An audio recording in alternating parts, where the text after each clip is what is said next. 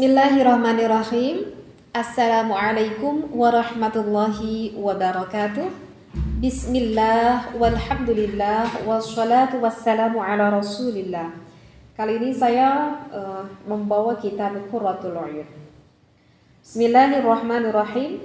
Akhbara rahimahullahu annal jima'a, jika pasangan suami istri melakukan berhubungan, yumna'u, ini dilarang. Kenapa dilarang? Fi hadhil layalil arba'ah, bahkan ada 4 malam yang dilarang, yang tidak boleh dilakukan bagi pasangan suami dan juga istri. Yang pertama itu adalah Lailatul Idul Adha, yaitu pada malam Idul Adha. Lima qila, karena ada sebagian ulama yang berpendapat min annal jima'a fiha yujibu kaunal waladi safan kaddimai. Karena jika melakukan pada malam Idul Adha, andaikan ya, andaikan misalkan sampai Allah menghendaki pada malam Idul Adha, Allah menghendaki menjadi seorang anak, maka itu dikhawatirkan sekali anaknya itu safakat dimai. Anaknya itu dikhawatirkan kelak nanti dewasanya akan menumpahkan darah orang lain. Mungkin paham di sini ya. Jadi di sini dikatakan ada 4 malam, tetapi referensinya tidak saya bacakan semuanya ya. Karena alhamdulillah mungkin pada malam ini, pada malam Idul Adha, pada malam takbir, sehingga saya membawa tema ini.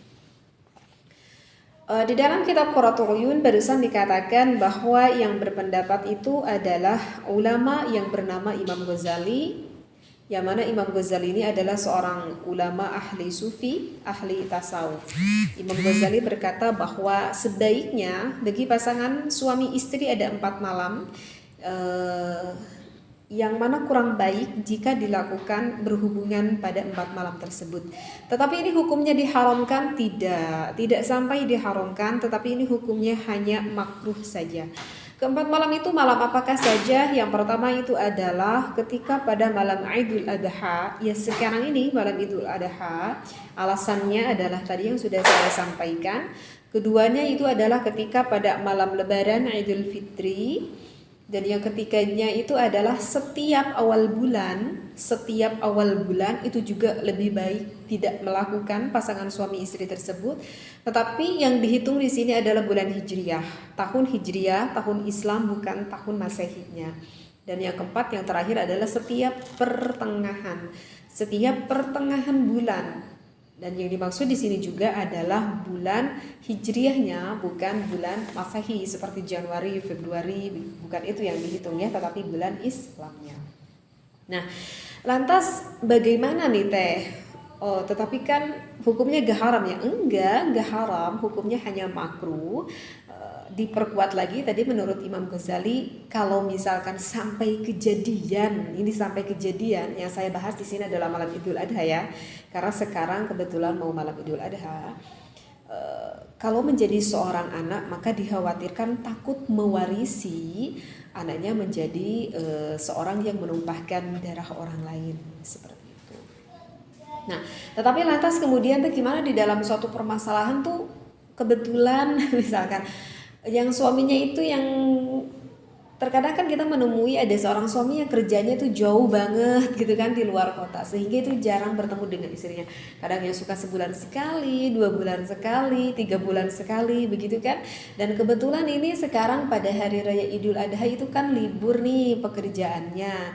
Ya sehingga ketika pulang ke rumah ya otomatis nih sang suaminya udah sonok banget gitu ya, udah rindu banget gitu kepada istrinya. Lantas ini gimana? Kebetulan juga belum punya anak sehingga memang lagi menjalani promil misalkan. Itu gimana Teh? Ini udah kebayang gak, udah sonok banget misalkan sama istrinya yang udah berbulan-bulan gak ketemu, katanya dilarang juga. Itu gimana? Nah, yang disampaikan oleh Imam Ghazali ini, kalau saya lihat ada referensi lain di dalam kitab Tuhfatul Minhaj.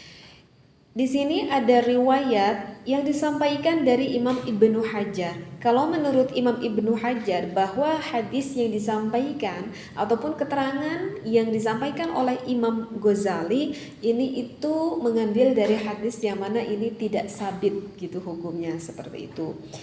Jadi kalau menurut Imam Ibnu Hajar, jika memang hal ini dibutuhkan banget bagi seorang suami ketika orang lain sedang bertakbiran ke masjid, ini sang suaminya misalkan karena pengantin baru ataupun dikarenakan sono banget gitu ya kepada istrinya sehingga khawatir menjadikan suatu kemadorotan, maka menurut Imam Ibnu Hajar tidak apa-apa bagi sang suami melakukan berhubungan pada malam takbiran tersebut. Yang penting syaratnya kata Imam Ibnu Hajar, jangan lupa aja ketika mau melakukan berhubungan untuk berdoa. Karena apa? Karena jika kita melakukan berhubungan tidak lupa kita berdoa kepada Allah, maka insya Allah nanti syaitan itu tidak akan ikut melakukan berhubungan dengan kita, dengan pasangan suami istri tersebut. Jadi sih sebetulnya untuk doa ini tuh bukan dikhususkan untuk malam Idul Adha aja. Ya pokoknya setiap kali bagi pasangan suami istri mau melakukan berhubungan, maka jangan lupa untuk selalu mengucapkan doa ketika hendak mau melakukan berhubungan tersebut. Ya, doanya banyak, bisa yang pendek mau yang panjang juga boleh ya. Kalau misalkan yang pendek, Bismillahi Allahumma jannibna syaitana wa jannibis syaitana ma razaqtana. Itu adalah doa ketika pasangan suami istri sebelum melakukan berhubungan. Ya kalau bisa dikatakan sebelum mau melakukan porefly. Ini sebelum ya melakukan porefly. Nah jika ketika sedang berhubungan misalkan sudah terasa nih oleh suami mau mengeluarkan air nutfahnya, maka sang suaminya pun bisa kembali mengucapkan doa, cukup diucapkan di dalam hati saja ya. Allahumma ja'al lutfatana dzurriyyatan thayyibatan. Nah, itu adalah doa untuk ketika sang suami mengeluarkan air nutfahnya.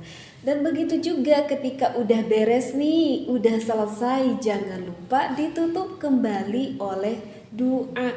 Ini diucapkan ketika tutupnya ataupun sebelumnya, ini dilantunkan doa ini bagi pasangan suami dan juga pasangan istrinya. Begitu juga ketika keluarnya, sang suami bisa mengucapkan dan sang istrinya pun bisa mengucapkan seperti itu. Dan doa untuk penutupannya adalah Alhamdulillahilladzi khalaqa minal ma'i basyaran.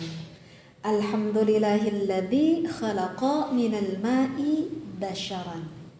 Nah ini insya Allah ya, mudah-mudahan apa yang saya sampaikan kali ini bermanfaat terutama bagi pasangan suami istri yang memang belum memahami akan pembahasan ini.